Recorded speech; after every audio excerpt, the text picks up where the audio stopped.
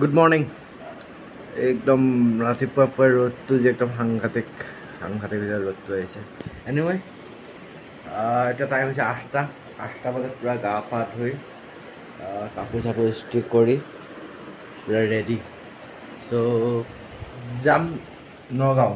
আজি চেলেঞ্জ নগাঁৱৰ পৰা গৈ এতিয়া নগাঁৱত গৈ 8টাত যে থাকোঁ মই গুৱাহাটী আহি পাওঁ। চেলেঞ্জ আৰু যদি অফিচত থাকে জেনুইনলি হৈ যায় কাম, দেন মই মোৰ ফালৰ পৰা চেলেঞ্জ একচেপ্ট কৰিছোঁ যে মই 8টাত আহি গুৱাহাটী পাম। বাকী এতিয়া ওলাই লওঁ, তাৰপিছত ওলাই লৈ গৈছে আপোনালোকক জনাই আছোঁ কি হয়। ত' লগ পাই আছোঁ, ওলাই যাওঁ। আহি পাই বিন্দাছ চিটটো লৈ বহিছোঁ আৰু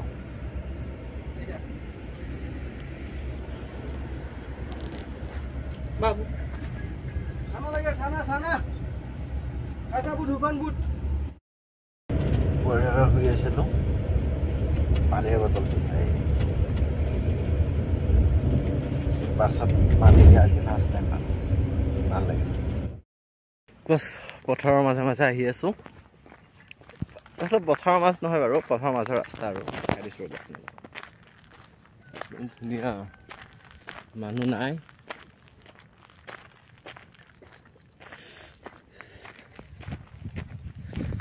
একদম মজা পৰিৱেশ আৰু ৰ'দটো অলপ বেছি, গাড়ী চাড়ী নচলে।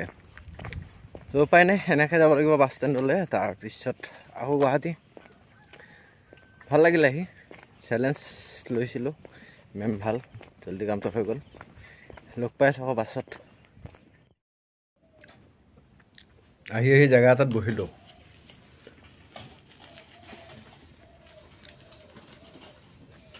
চুনচান জেগা, এইটো মন্দিৰ। তাৰপিছত বিশেষ একো নাই, বুট লৈ আহিছিলোঁ।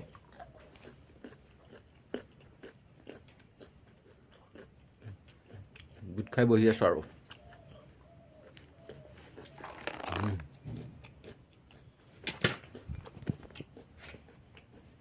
খাই লওঁ। আহি পালোঁ গুৱাহাটী। আহি পাই নিজৰ অফিচৰ পৰা আহিলোঁ এবাৰ। নিজৰ অফিচত আহি অফিচটো খুলি বন্ধ কৰিলোঁ।